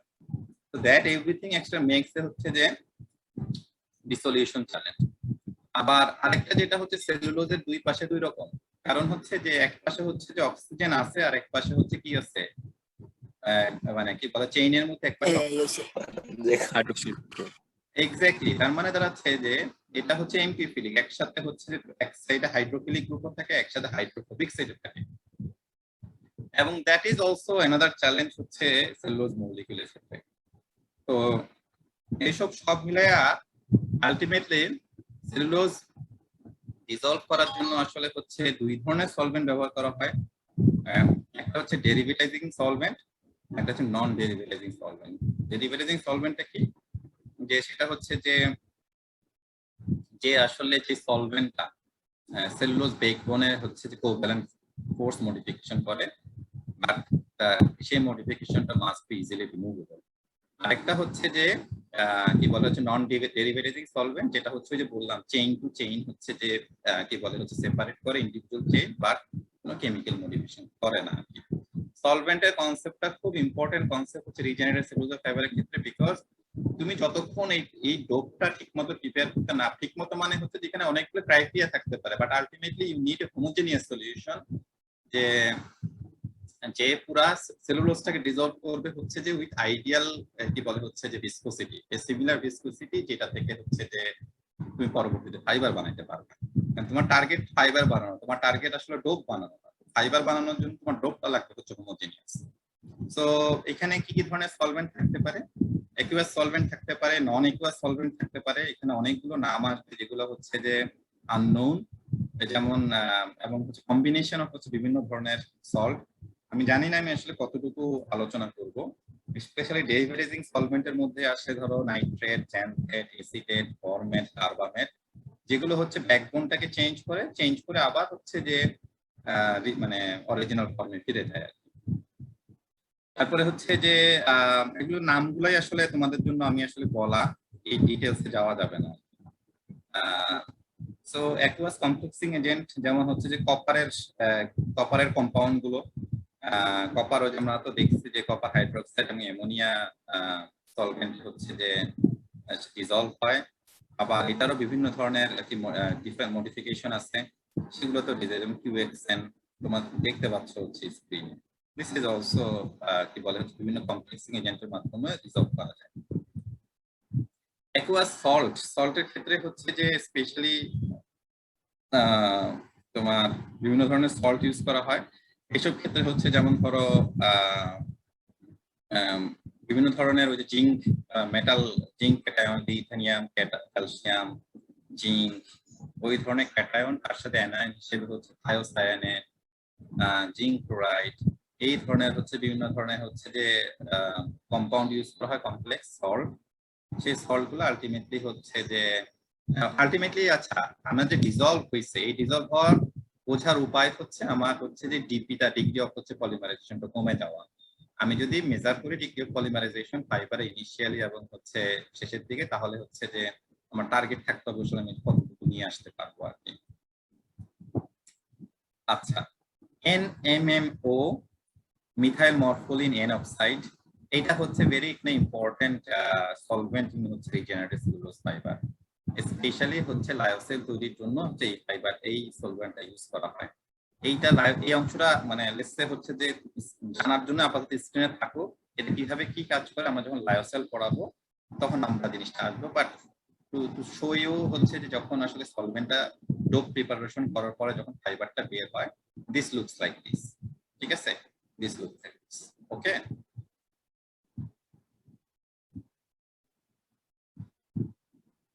Hello hello, yes sir. ঠিক আছে। তাহলে হচ্ছে যে আবার হচ্ছে যে ডাইমিথাইল অ্যাসিটামাইড, তোমার লিথিয়ামের বিভিন্ন কম্পাউন্ড, লিথিয়াম ক্লোরাইড এবং ডাইমিথাইল অ্যাসিটামাইড এবং হচ্ছে এনএমপি। সো এই লিথিয়াম হচ্ছে যে আসলে হ্যাভ এ মানে strong interaction with cellulose. So লিথিয়ামের বিভিন্ন কম্পাউন্ড ব্যবহার করা হয় আর কি। Ionic liquid, interesting. Ionic liquid নিয়ে হয়তো আমি যখন লায়োসেলের কথা বলবো তখন কথা বললে ভালো হবে মনে হয়। আয়োনিক লিকুইড কি জিনিস? মেইনলি হচ্ছে যে সল্টের সাথে হচ্ছে যে সল্ট যখন salt containing solvent, so salt যখন সলভেন্ট থাকে দ্যাট বেসিক্যালি ক্রিয়েটস হচ্ছে আয়নস, এবং দ্যাট ইজ হচ্ছে কলিং হচ্ছে ionic liquid. In many cases হচ্ছে যে এখানে ধরো ওই যে কনভেনশনাল সল্ট 100 ডিগ্রির উপরে মেল্ট করে, যখন আয়োনিক লিকুইড ফর্মে থাকে লেটস সে হচ্ছে যে দিস আরবিট্রারি টেম্পারেচার 100 ডিগ্রি সেন্টিগ্রেডের নিচে ইয়েতে যাওয়া যায়। তো বিভিন্ন আয়োনিক লিকুইড দিয়ে হচ্ছে সেলুলোজ ডিজলভ করার ব্যাপারটা চলে আসে, ঠিক আছে? এই আয়নিক লিকুইডের ব্যাপারটাও সামনে আসবে। তো আলটিমেটলি তার মানে দাঁড়াচ্ছে আমার অনেক ধরনের সলভেন্ট আছে, এবং মজার ব্যাপার হচ্ছে এই সলভেন্ট দুইটা মাথা রাখবা, সলভেন্ট ডিজলভ করবে কিন্তু সলভেন্টটা কিন্তু আবার রিমুভও করতে হবে। ফাইবার যখন রিজেনারেশন হবে তখন সলভেন্টের স থাকা যাবে না, এবং দ্যাট ইজ অলসো চ্যালেঞ্জ। তার মানে দাঁড়াচ্ছে সলভেন্টটা যখন আমি রিমুভ করতে যাব, এটা যদি ট্রেস থাকে, ট্রেস মানে হচ্ছে ফাইবারের মধ্যে যদি ট্রেস মানে অল্প পরিমাণও থাকে, ট্রেসেস পরিমাণ, traces amount, that could create, অথবা হচ্ছে যে এর বাই প্রোডাক্টও যদি থাকে, কি বলে হচ্ছে সলভেন্টটাকে হচ্ছে রিকভার করার সময়, that could be create also a problem, ঠিক আছে, in the fibre itself, could be মানে পরবর্তী স্টেজগুলোতে। এটা একটা মাথায় রাখতে হবে। আর সলভেন্টটা রিকভারি করতে হবে, কারণ সলভেন্টটা রিকভারি করার দরকার, কারণ হচ্ছে কি বলে প্রসেস অপটিমাইজেশন অথবা কস্ট অপটিমাইজেশনের জন্য। কারণ তুমি যদি সলভেন্টটা, এবং প্লাস হচ্ছে এনভায়রনমেন্টের কারণেও, তুমি যদি এই সলভেন্ট গুলো, এই যে ধরো যত লিথিয়াম বলো, এনএমএম বলো, এগুলো যদি তুমি হচ্ছে যে কি বলে হচ্ছে এনভায়রনমেন্টে ছেড়ে দাও, অথবা যে ইফ্লুয়েন্ট ট্রিটমেন্ট প্ল্যান্টে ছেড়ে দাও, harmful for environment. that is very toxic, but also that is very expensive, মানে এই সলভেন্ট গুলো is very expensive, so the chances is to be হচ্ছে যে এটা কিভাবে রিকভারি করতে, এবং in many cases it is possible to 99% recover হচ্ছে যে সলভেন্ট, বাট সলভেন্টটা ফাইবারে থাকা যাবে না, সলভেন্টটা রিকভার করা লাগবে। এই দুইটা হচ্ছে বেসিক। এখন এবং কোন ধরনের সলভেন্টের কম্বিনেশন করলে এক এক ধরনের ফাইবারের প্রপার্টি বের হবে। তো ধরে নিও না হচ্ছে যে আমি যদি 4 ধরনের সলভেন্ট ব্যবহার করি, 4 ধরনের সলভেন্ট আমি যদি মানে প্রসেস একই রকমও করি, কিন্তু ফাইবারের property will be same, it will not be, it will be very comparatively different, because of হচ্ছে যখন রিজেনারেশন হচ্ছে তখন আসলে কোন ফরম্যাটে বা কোন সেলুলোজ যে স্ট্রাকচারটা আবার রিজেনারেট হচ্ছে, এটা আসলে কি অবস্থায় তার উপর ভিত্তি করে। এই জন্য ডোপের ক্ষেত্রে আমি যে সলভেন্টটা যেমন ইম্পর্টেন্ট, ডোপের ক্ষেত্রে তাহলে ইম্পর্টেন্ট হচ্ছে যে ভিসকোইলাস্টিক প্রপার্টিজ, তার মানে ভিসকোসিটি অফ দ্য ডোপ, এবং হচ্ছে ইলাস্টিসিটি হচ্ছে যে মানে ইলাস্টিসিটি এবং শিয়ারিং এবং ইলংগেশন হচ্ছে আমি আসলে কি ধরনের কি টেনশনে টানতেছি, সেটা স্পিনেবিলিটির জন্য ইম্পর্টেন্ট। তার মানে আমি এখন ডোপ প্রিপারেশন করলাম, ঠিক আছে, আমার সলভেন্ট অনেক রকম সলভেন্ট লাগলো, সেটা দেখালাম, এটা নিয়ে একটু আলোচনা করলাম। এখন আমি কথা বলতেছি হচ্ছে যে আমি এখন স্পিন করবো কিভাবে। আমার আসলে এখন লেটসে হচ্ছে যে স্পিনারেটার আগে আমি ডোপটা দিলাম, আবার এখন ফাইবারের স্পিনেবিলিটি ইস্যু আসতে পারে। স্পিনেবিলিটিটা কি? স্পিনেবিলিটিটা হচ্ছে যে আমি উইদাউট ব্রেকআপ ম্যাক্সিমাম কতটুকু লেন্থের ফিলামেন্ট তৈরি করতে পারি, লেটসে হচ্ছে এল ম্যাক্স ইউনিফর্ম তৈরি করতে পারি। এইটুকু ক্লিয়ার? তুমি যদি ডান পাশের ছবিটা দেখো, লেটসে হচ্ছে ডান পাশের ছবিটা দেখো, আমাদের এইটা হচ্ছে তোমার এখানে হচ্ছে তোমার ওই যে ডোপ প্রিপারেশন, ডোপটা দেওয়া হয়, ঠিক আছে, ডোপটা দেওয়ার পরে তারপরে এখানে হচ্ছে ফ্লোটা আসে, ফ্লোটা আসার পরে হচ্ছে এখানে স্পিনারেটটা থাকে, স্পিনারেট দিয়ে প্রথমে একটু মোটা বের হয়, তারপরে তুমি যখন স্ট্রেচ করো আলটিমেটলি হচ্ছে যে এটাই, এই অংশটাই হচ্ছে স্পিনেবিলিটির অংশ, যেখানে তুমি হচ্ছে যে ফাইবার তৈরি করার চেষ্টা করো। তো হোয়াট কুড হ্যাপেন হচ্ছে ইন স্পিনেবিলিটি, এবং দেয়ার ইজ এ হচ্ছে যে ডিফারেন্ট টাইপস অফ ফ্র্যাকচার হইতে পারে, যার কারণে হচ্ছে ম্যাক্সিমাম লেন্থ হয়তো মাথায় রাখতে হবে হচ্ছে, আমি কিছুক্ষণ আগে একটা ছবি দেখাইছিলাম, সেখানে হচ্ছে যে প্রায় 1-1.5 হাজার কি বলে ফাইবার একসাথে বের হচ্ছে। হ্যাঁ, তার মানে তারা হচ্ছে যে সব ফাইবার তো একই লেন্থের হচ্ছে না, কোনটা আগে ব্রেক হয়ে যাচ্ছে, কোনটা পরে ব্রেক হয়ে যাচ্ছে। আমার যদি আসলে হচ্ছে ইউনিফর্ম ফাইবার তৈরি করতে হয়, আমার যত ফিলামেন্ট, ইউনিফর্ম ফিলামেন্ট তৈরি করতে হয়, ফিলামেন্ট গুলো যতগুলো হচ্ছে যে একই লেন্থের থাকবে বা কমন লেন্থের থাকবে, দ্যাট ইজ হচ্ছে যে আমার জন্য ফিলামেন্ট ফর্ম হচ্ছে ইম্পর্টেন্ট। তো আমরা যদি স্ট্রাকচার গুলো নিয়ে কথা বলি, যে ফ্র্যাকচার গুলো কি হতে পারে, স্পিনেবিলিটি অবশ্যই ডিপেন্ড করে হচ্ছে দুইটা জিনিসের উপর, একটা হচ্ছে ভিসকোসিটি, এটা মানে হচ্ছে ডোপের ভিসকোসিটি, আর সেকেন্ড হচ্ছে ভেলোসিটির উপর ডিপেন্ড করে, আমি কত জোরে টানতেছি, ঠিক আছে, এই দুইটার উপর ইয়া করে। ধরো যদি তুমি লো রেট হয় হচ্ছে মানে স্পিন ভেলোসিটি যদি লো হয়, তাহলে হচ্ছে ক্যাপিলারি ফ্র্যাকচারটা ডমিনেট করে। কারণটা হচ্ছে যে বিকজ হচ্ছে টেনশন মানে যে ভিসকোসিটিটা comparatively high, capillary fracture. Spinning এর ক্ষেত্রে হচ্ছে স্পিনিং যখন করা হয় মানে স্ট্রেচ যখন করা হয়, তখন হচ্ছে ফিলামেন্টটা স্টেবিলাইজ হয়, কারণ তুমি ইলংগেশন দিচ্ছ। আর হচ্ছে যখন হচ্ছে তুমি হাই স্পিড অথবা হচ্ছে যে হাই ভিসকোসিটি যখন অনেক হাই, যে টানা যাচ্ছে না, অথবা হচ্ছে যে হাই স্পিডে, তখন হচ্ছে যে ইয়ার্নটা ব্রেক করে বাই হচ্ছে যে কোহেশন ফ্র্যাকচার। এগুলো কি ফ্র্যাকচার গুলোকে একটু আমরা একটু দেখি, খুব দ্রুতই দেখে ফেলবো। তার মানে দাঁড়াচ্ছে আমি যদি স্পিনিবিলিটিটাকে যদি হচ্ছে ইয়া করি আর কি বলে হচ্ছে যে এক্স এক্সিস এবং ওয়াই এক্সিসে বসাই, তাহলে হচ্ছে যে এখানে মনে করো হচ্ছে যে স্পিনার থেকে বের হচ্ছে, বের হয়ে সে কন্টিনিউয়াসলি স্ট্রেচ করতেছো, একটা সময় পরে হচ্ছে যে একটা সময় পরে যায় সে হচ্ছে ধরো কি বলে স্টেবিলাইজ হচ্ছে, এরপরে তুমি টেনশন দিচ্ছ না। সো এই পয়েন্ট হচ্ছে ক্যাপিলারি ব্রেকআপ হয়। কি বলে হচ্ছে যে 3 নম্বরটা হচ্ছে যে প্রেজেন্স অফ ক্যাপিলারি ওয়েভ, যে হঠাৎ করে হচ্ছে যে বেশি পরিমাণে ইয়া চলে আসবে। আর 2 নম্বর হচ্ছে যে কোহেসিভ ফ্র্যাকচার, যেটা হচ্ছে যে ইলংগেশনের কারণে চলে আসতেছে আর কি। তার মানে তোমার যত তুমি কন্টিনিউয়াসলি যদি স্ট্রেচ বাড়াচ্ছ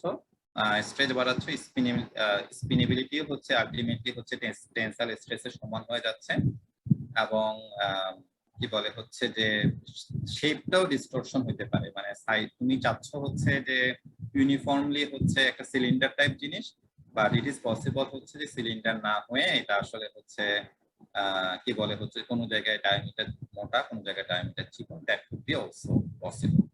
এই যে এখানে তুমি দেখো খেয়াল করে একটা এই যে ফাইবার থেকে দেখো যে বা ইয়ার্নটা ফিলামেন্টটা দেখতেছো হচ্ছে যে কোনোটা এই জায়গাটা যেমন ধরো কোনোটা এই জায়গাগুলোতে বেঁকে গেছে, ঠিক আছে, এই যে ক্রিম চলে আসছে, কোনোটা আবার পুরা লম্বা স্মুথ। এই যে এই জায়গাটা দেখতে পারো যে এইটা একদম মোটামুটি যথেষ্ট পরিমাণে স্মুথ, কিন্তু হচ্ছে আবার কিছুটা হচ্ছে যে এই জায়গাগুলোতে দেখা যাচ্ছে হচ্ছে যে সে ব্রেকডাউন হচ্ছে। তার মানে আলটিমেটলি তোমার যদি 1000 ফিলামেন্ট থাকে, not all filaments will have a similar কি বলে হচ্ছে প্রপার্টি। সো তোমার টার্গেট হচ্ছে যে আলটিমেটলি প্রোটেকশনের টার্গেট হচ্ছে যে অ্যাজ কি বলে হচ্ছে কনসিস্টেন্ট অ্যাজ পসিবল, এবং হচ্ছে এই ডিফরমেশনটাকে রোধ করা, এই যে কন্ডিশন অফ ডিফরমেশন, এই ডিফরমেশনটাকে রোধ করা। ঠিক আছে, আমি কি বুঝাইতে পারছি জিনিসটা?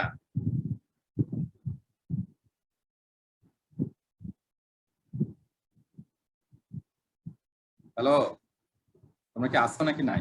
জি স্যার, আসি। তোমরা কি বেশি কি মাথার উপর দিয়ে যাচ্ছে না? ঠিক আছে স্যার আসলে একবারে অনেকগুলো ইনফরমেশন যাচ্ছে তো লোড হচ্ছে অনেক। স্বাভাবিক, কিন্তু এগুলো মাথায় রাখতে হবে আর কি, যে আমার কিন্তু হচ্ছে যে এখানে প্রায় অনেক কি বলে হচ্ছে যে ম্যাটেরিয়ালস। আচ্ছা, সো আমরা একটু এখন ফ্র্যাকচার গুলো নিয়ে কথা বলি। কোহেসিভ ফ্র্যাকচার কি, ক্যাপিলারি ফ্র্যাকচার কি, মেল ফ্র্যাকচার কি, এগুলো নিয়ে একটু কথা বলি।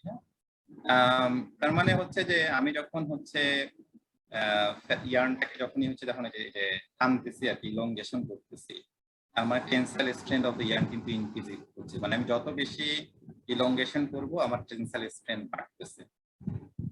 এবং তার মানে ড্র রেশিও বলে এটাকে। ড্র রেশিও মানে কি? ড্র রেশিও মানে হচ্ছে আমি কত লেটস সে অরিজিনাল স্পিড থেকে কত জোর স্পিডে টানতেছি। তো যখনই হচ্ছে যে ড্র রেশিও অনেক হাই হবে, তখন হচ্ছে থিকনেস কমতে থাকবে, tensile strength of the yarn বাড়তে থাকবে, এবং এই অবস্থায় হচ্ছে যে ইট ইজ পসিবল হচ্ছে যে রিল্যাক্সেশন টাইম যদি বেশি পায়, সেখানে হচ্ছে যে কোহেসিভ ফ্র্যাকচার হতে পারে। যেখানে দেখো হচ্ছে যে এই যে এইখান থেকে শুরু হয়েছে, মানে তুমি ডোপ ডিস্টেন্স ফ্রম দ্য স্পিনারে তুমি কন্টিনিউয়াসলি হচ্ছে স্পিড বাড়াইতেছো, যে এই জায়গাটায় যখন আসবে স্পিনার থেকে যখন হচ্ছে যে বের হচ্ছে, তখন যেহেতু তুমি হচ্ছে যে কন্টিনিউয়াসলি ইলংগেট করতেছো, এইখানে হচ্ছে কোহেসিভ মানে হচ্ছে যে ওভারঅল এই পজিশনে হচ্ছে যে ফ্র্যাকচার হতে পারে, কোনো জায়গায় ভেঙে যেতে পারে, ব্রেক করতে ভেঙে তো না, ব্রেক করতে পারে। ক্যাপিলারি ফ্র্যাকচারটা ইন এ সেন্স হচ্ছে খুব সহজ এই সেন্স হচ্ছে ডান পাশের ছবিটা দেখে তোমরা হয়তো কিছুটা বুঝতে পারছো। খেয়াল করে দেখবা হচ্ছে যে যখন একটা কি বলে হচ্ছে কি বের হয়, তারপর একটা সলিউশন থেকে যখন একটা ফিলামেন্ট বের হয়, তখন দেখা যায় যে কোনো জায়গায় হচ্ছে যে মোটা, কোনো জায়গায় চিকন। এরকম কি সিচুয়েশন তোমরা কোথাও দেখছো?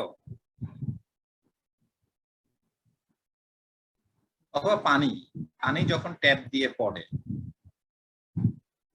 মানে যখন ট্যাপ দিয়ে পড়ে তখন কি একদম মানে সুন্দরভাবে পড়ে কি, মানে মনে করে এই যে এইভাবে পড়ে?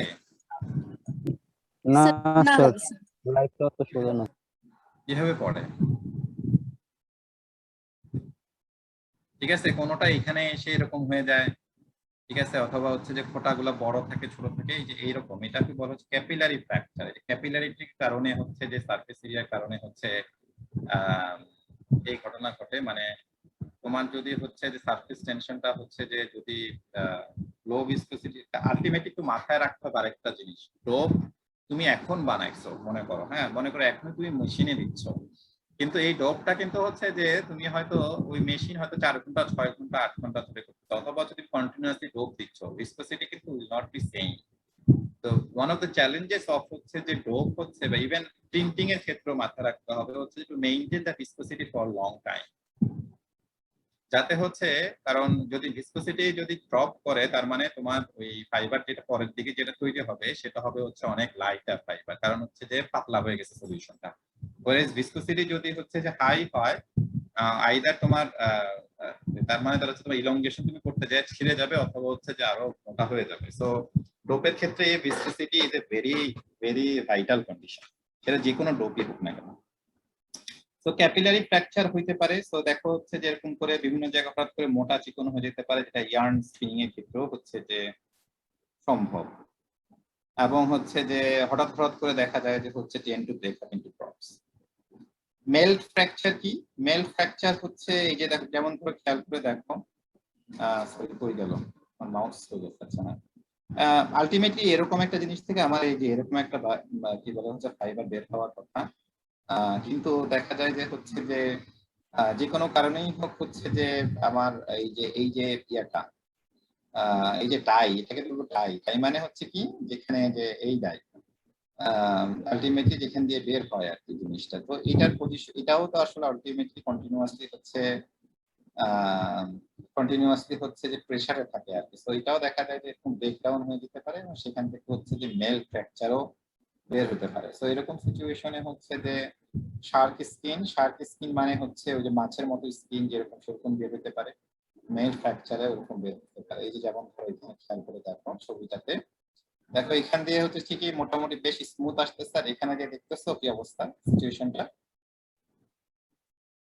দেখা যাচ্ছে? জি স্যার, তীব্র মতো। তার মানে দাঁড়াচ্ছে যে ওই জায়গাটা যে ওই যে যেই মেল্টের যে জায়গা ধরে আসতেছে সেখানে হয়তো কি বলে হচ্ছে যে ফ্র্যাকচার হয়ে গেছে, যার কারণে স্পিনার থেকে বের হওয়ার সময়ই এই ঘটনা ঘটতেছে। আরো থাকতে পারে হচ্ছে ধরো হচ্ছে যে শিয়ার স্ট্রেস, চারপাশের স্ট্রেসটা কিরকম হচ্ছে যে আচ্ছা স্কিন কন্ট্রাকশন, আমি এটা একটু স্কিন পাওয়ার প্রবলেম সামনে একটু আসবে হয়তো। স্কিন কোড প্রবলেমটা যেমন ধরো এই যে মেল্টের যে ফিগার থেকে যেটা থেকে বের হচ্ছে, হ্যাঁ এই জায়গাটা যখন বের হচ্ছে, তার মানে খেয়াল করে দেখো হচ্ছে এই পাশে বাতাসটা কোথায়, এই পাশে বাতাস আছে না, এই পাশে বাতাস আছে না, তার মানে দাঁড়াচ্ছে যে এই আগের ছবিটাতে দেখায়, সে যখন সরাসরি বেরোচ্ছে এই বাইরের অংশটা স্কিন যেটাকে বলতেছি, সেটা বাতাসটা পাচ্ছে শুকানোর জন্য, শুকায়া যেটা কি হচ্ছে সে কন্ট্রাক্ট করতেছে, হোয়ার ইজ কি বলে মাঝখানে একদম মানে হচ্ছে এই ফিলামেন্টের মাঝখানে যে পলিমারটুকু আছে, সেই পলিমারটুকু হচ্ছে বাইরে বাতাস না পাওয়ার কারণে মানে আগের ফর্মেই আছে। তার মানে হচ্ছে বাইরে ইউগাটা হচ্ছে কন্ট্রাকশন মানে হচ্ছে কুচকে যাওয়া, মানে একটু শুকায় যাওয়া। তার মানে এবং এটাতে হচ্ছে দ্যাট কুড অলসো ক্রিয়েটে হচ্ছে যে সিস্টেমটা হচ্ছে আনস্টেবল। তো এখানেও আসলে হচ্ছে যে স্ট্রেস পড়তে পারে, এবং এই জায়গাটাও হচ্ছে কন্ট্রোল করতে হয় আর কি। আমরা কিছু ইয়ার পরে দেখবো হচ্ছে যে দেখো ফাইবারে কি ধরনের এফেক্ট। আরেকটা প্রবলেম যেটা হয় আর কি, এটা তো হচ্ছে ধরো ফাইবারের ক্ষেত্রে আমরা দেখছি, মেশিনের ক্ষেত্রে একটা ঘটনা ঘটতে পারে, সেটা হচ্ছে করোশন ইন হচ্ছে নজল চ্যানেল। দেখো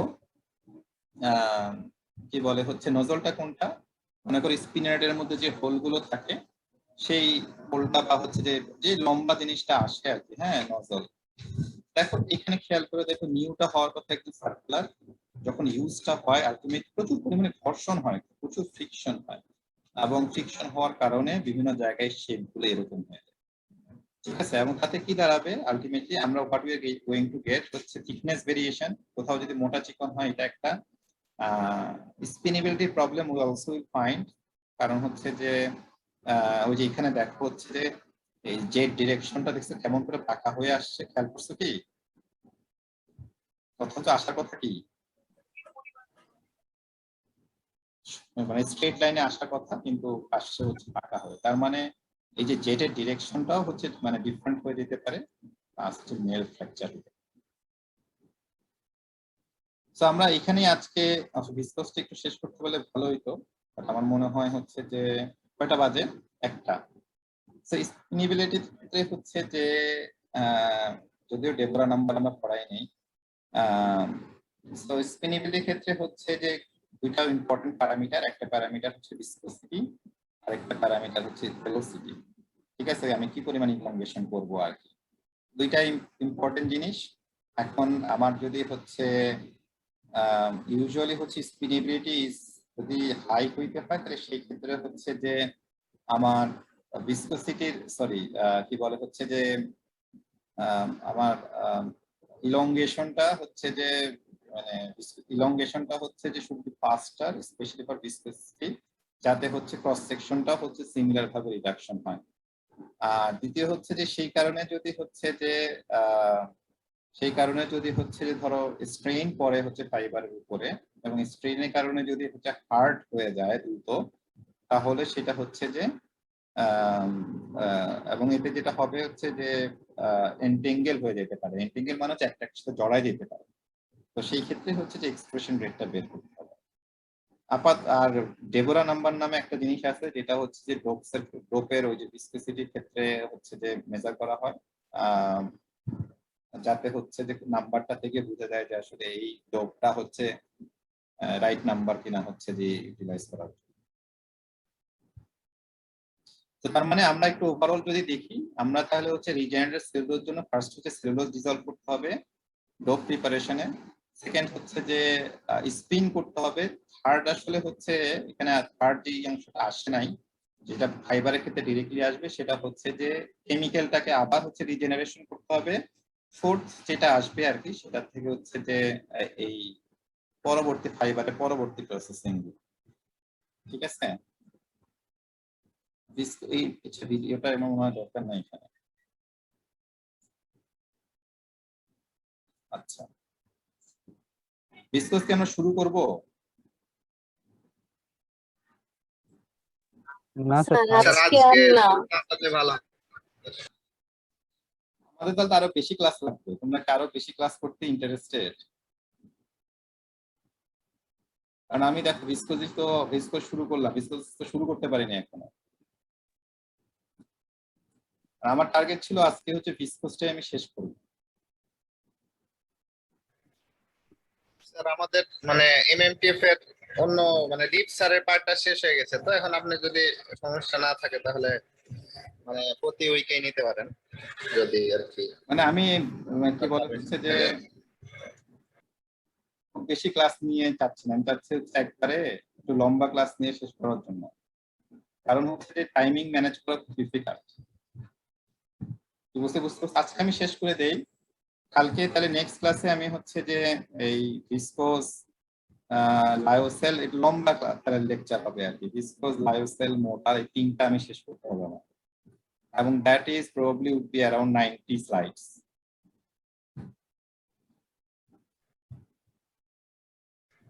জি স্যার, ঠিক আছে, তাহলে নেক্সট ক্লাসে। ঠিক আছে, হ্যালো, জি স্যার, ঠিক আছে। হ্যাঁ, বাকিরা কি বলে ফেব্রিকের?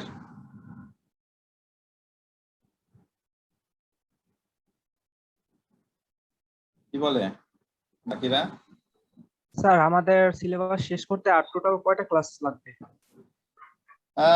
এইটাই তো বলতেছি আর কি, হচ্ছে যে আমি তো চাচ্ছিলাম যে 3টা বা 3টা ক্লাসে শেষ করে দেওয়ার জন্য। যেমন ধরো আমি যদি শেষ চিন্তা করি, তাহলে হচ্ছে রিজেনারেটেড প্রোটিন আমার একটা ক্লাসে হবে, 1 ঘন্টার একটা ক্লাসে হবে ছোট। তারপরে হচ্ছে রিসাইকেল ফাইবারের একটা অংশ পড়াবো বলছিলাম, তো ওইখানে হয়তো একটা ক্লাস বা হাফ ক্লাসও লাগতে পারে, খুব বেশি না। রিজেনারেটেড প্রোটিন তো মাত্রই বললাম। রিজেনারেটেড সেলুলোজে আমার বাকি আছে হচ্ছে ধরো ভিসকোজ, মোডাল, লায়োসেল এই তিনটে মিলে ধরো একটা ক্লাস যদি হয়, আর এসিটেট ট্রাই এসিটেটও হচ্ছে ধরো 1 ঘন্টার একটা ক্লাস নিলেই হয়ে যাবে। তো হিসাবে আসলে হচ্ছে 3টা থেকে 4টা ম্যাক্সিমাম। আর একটু লম্বা ক্লাস নিলে, ভিসকোজের ক্লাসটা আমার লম্বা নিতেই হবে, কারণ ভিসকোল, মোডাল এবং লায়োসেল তিনটাই আমি একসাথে শেষ করব। আর যদি সেলুলোজ, এসিটেট এবং হচ্ছে লেটসে হচ্ছে রিসাইকেল ফাইবার একদিনে করি, তাহলে একটা ক্লাস, আর রিজেনারেটেড প্রোটিন হচ্ছে একটা ক্লাস, তাহলে শেষ। ঠিক আছে, তার মানে আজকে সহ তাহলে টোটাল 4টা ক্লাস। স্যার 4টা হলে সমস্যা নাই, কারণ স্যার আমাদের অন্যান্য সাবজেক্টও তো ক্লাস বাকি আছে, তো সমস্যা হবে না। বাকি আছে স্যার আমাদের ইয়ার্ন ম্যানুফ্যাকচারিং, তারপর আরো কয়েকটা সাবজেক্ট আছে স্যার, ওগুলা অনেকগুলো ক্লাসে বাকি আছে। আচ্ছা আচ্ছা আচ্ছা সো আমাদের টাইম লাগবে আরো। আচ্ছা, বুঝতে পারছি। তোমরা এমনি এই মেন্টালি প্রিপেয়ার থাকো হচ্ছে সেপ্টেম্বরের শেষের দিকে হয়তো ফাইনাল হওয়ার সম্ভাবনা হয়তো আছে। ক্যাম্পাসে যায় পরীক্ষা দিব? এটা তো এই মুহূর্তে বলা যাচ্ছে না, এটা তো আসলে ইন সেন্স সরকারের উপরে, সো ওইটা নিয়ে আমাদের খুব বেশি কথা বলার কিছু নাই। টিকা তো পাইলাম না স্যার, রেজিস্ট্রেশন তো। আরে বাবা, সেপ্টেম্বরের শেষের দিকে তো। স্যার বললাম যে টিকা তো পাইলাম না স্যার। ও টিকার জন্য নাম তো চলে গেছে, এখন ওরা তো প্রসেস করবে আর কি। টিকা তো আসলে এগুলো, টিকার ব্যাপারটাও তো হচ্ছে ধরো এখন পর্যন্ত কি ম্যাথ লেভেলে কোথাও কোনো স্টুডেন্টদেরকে দিচ্ছে টিকা? যখন শুরু হবে তখন মোটামুটি একবারেই শুরু হবে, বুঝতে পারছো?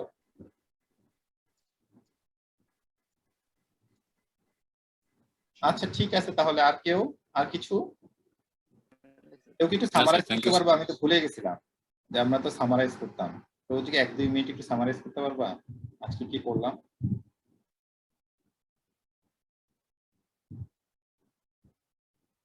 স্যার শুধু টপিক গুলা বলে বলে গেলে হবে স্যার, আচ্ছা, হালকার তুমি মধ্যে? যতটুকু বলতে পারো পারো, তার সাথে যদি কেউ অ্যাড করতে চায় করুক।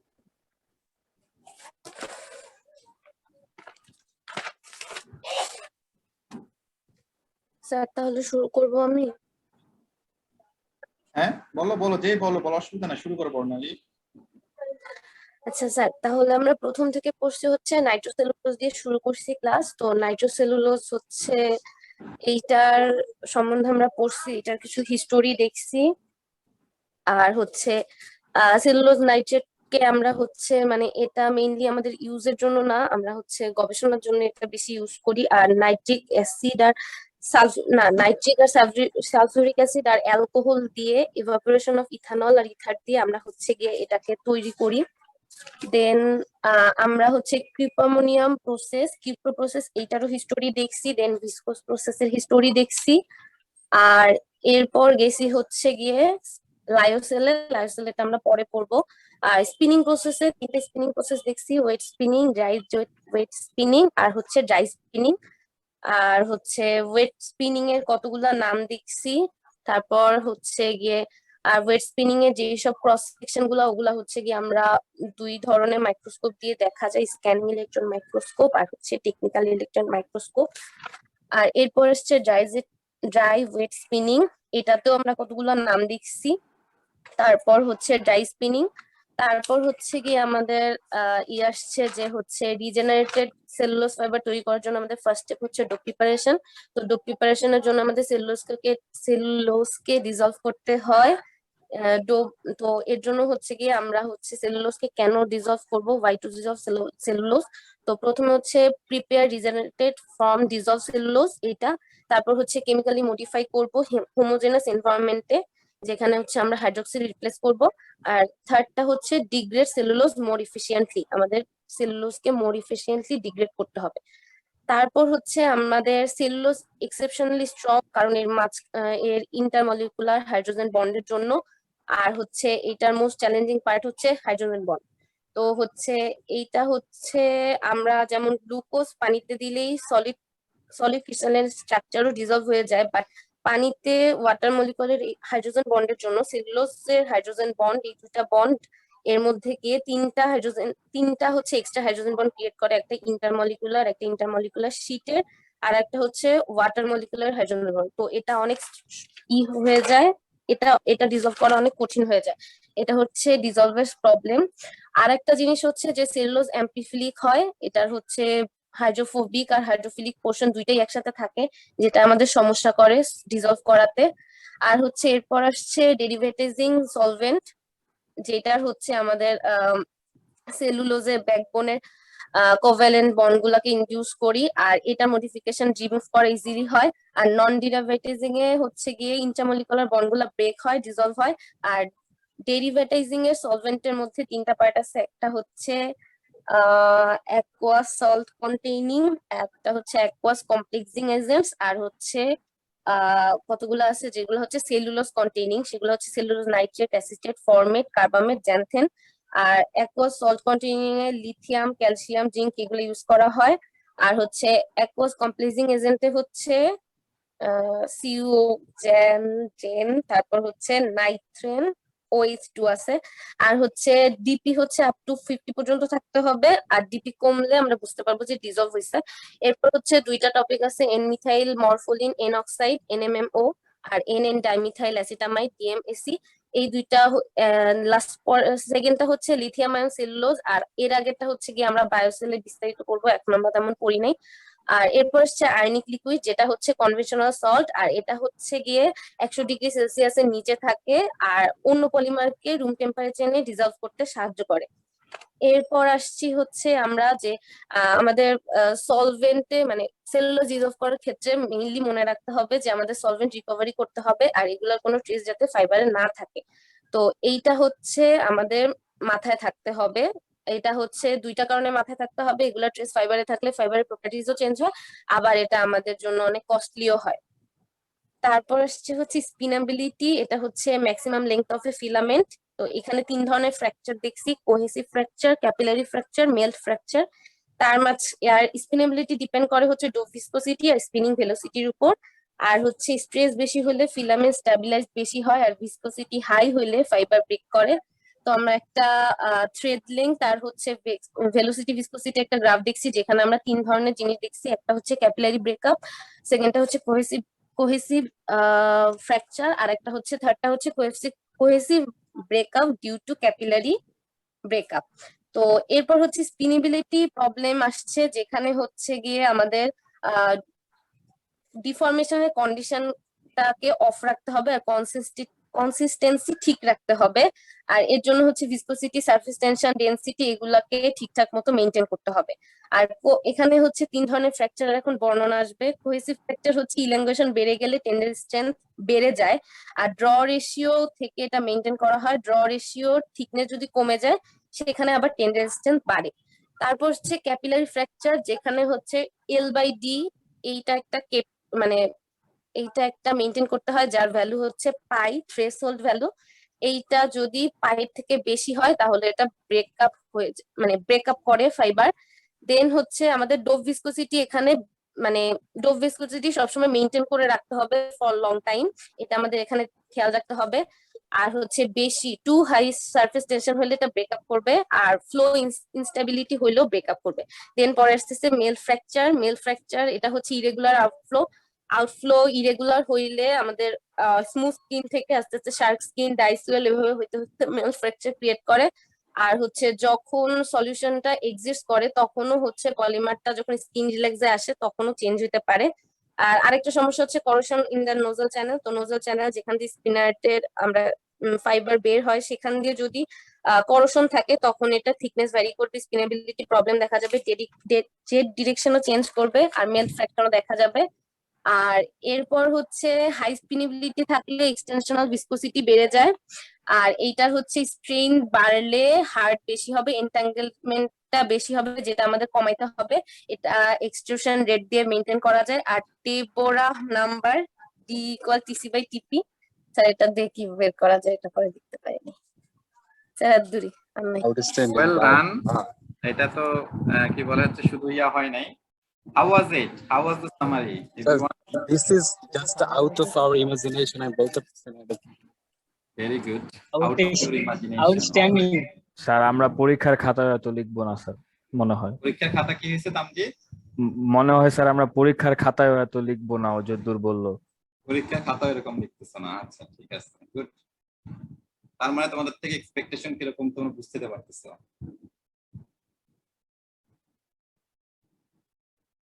ঠিক আছে, এর থেকেও বেশি। ঠিক আছে, আমি কি বলে হচ্ছে আজকে শেষ করি। Thank you very much. তাহলে হচ্ছে যে আগামী সপ্তাহে আমরা এই 3টা গ্রুপ মিলে একত্রে নিব, হ্যাঁ, এই সময়ে। স্যার ওকে স্যার ইনশাআল্লাহ।